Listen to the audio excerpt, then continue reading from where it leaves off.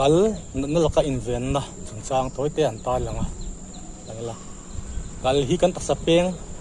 poimo tak mai ni a KAL tel lo hianin kan tak kan nung thei lawa in kan rama hian KAL natna wanga dialysis ti ngai te KAL thak ngai te po hi kan tam mai a chen khat pe chuan enga tinge mi zo ti jinga hian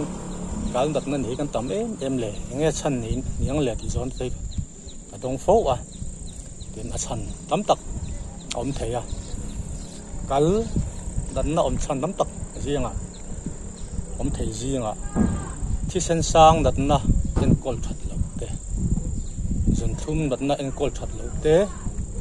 in zun konga nai om te in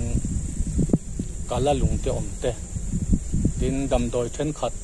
na chok na e tam lu tu wang te ani theia tin KAL natna hi in thla chom the ni ve poka chung le khat naya an om chuan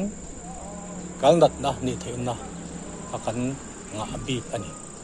KAL hi enge thisen le tui ril te thim tu ni a kan tak samamo lo hi KAL hian kan tak sa tengin thapai chuaka chuan kan KAL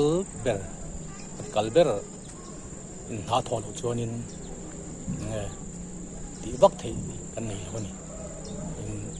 KAL natna hi silent killer disease antiboka chanchu KAL natna hi ange alang atira hian Engtin ma hian alang chuak lo powa alan chua lo na satto chuanin KAL lo cheto man to chin e wang hianin ange kan hriat lo karin kan KAL lo che man thei tin ani chu tin KAL natna ange alon chua tak tak ma hian warning sign nge ye hi om ve a heng sianga poimo so tlem tar langila nge chan po om lowa nge taksa chau ngoi na te om theia tin zan mu thil that thei lo om theia tin chan pom lowa cho ei tui thei lo heng te po hi ani theia tin vun alo rowin thak neu theia tin nge taksa le ti hol kham them thum a ha wang poni lova lorol le kham them thum te tin zum suak sek te poni theia abik takin zan lama zun suak sek hi KAL natna inṭan tir ani the thet tu ni tin ke te lo vung theia mit te lo bui theia in zuna thisen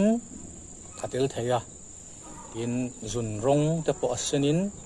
chang pe chona lo podo rum theia khang te kha enge KAL natna chia KAL natna an nei tin na ani vek chuang lowa tin natna thil dang wang point tiang kha kan nei thei ma chela khatian te kan nei ni chuan in entira investigation tool ang kidney function test te ti acha khop mai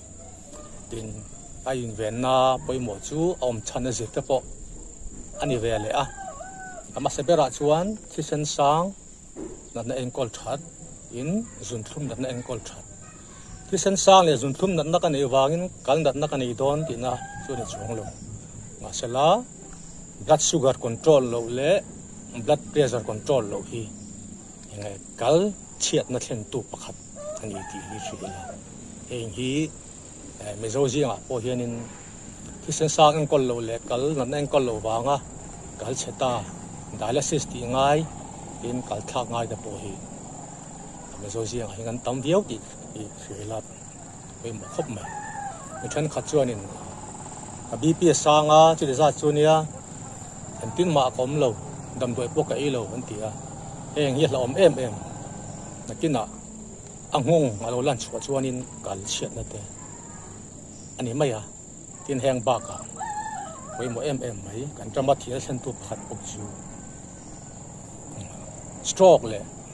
heart attack hi ne ek te po hi thisen sang le zun thum dan na enkol lo wa ani du le ni tin tuin tam ei soi tam po ngai lo an KAL hian thata kan hathok turin tui amam wa kan ta sapum tui hian tui amam tui hil kan lak cham chuan kala che the chuan tui in tami chu kan mamo hrim hrimma tin taksa che tam le in soi zoi e ko taksa mamo ani boka kalta tha a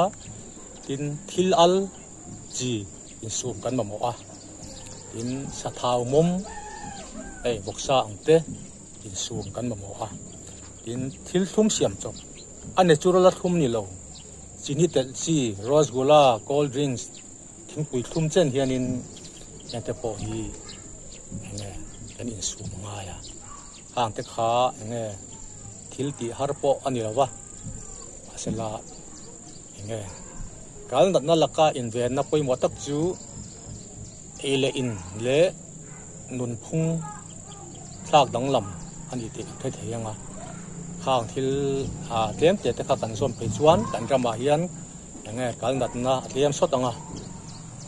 in dialysis ti ngai te kal thak ngai te kal wanga chi ta po tlem sot in la ring ani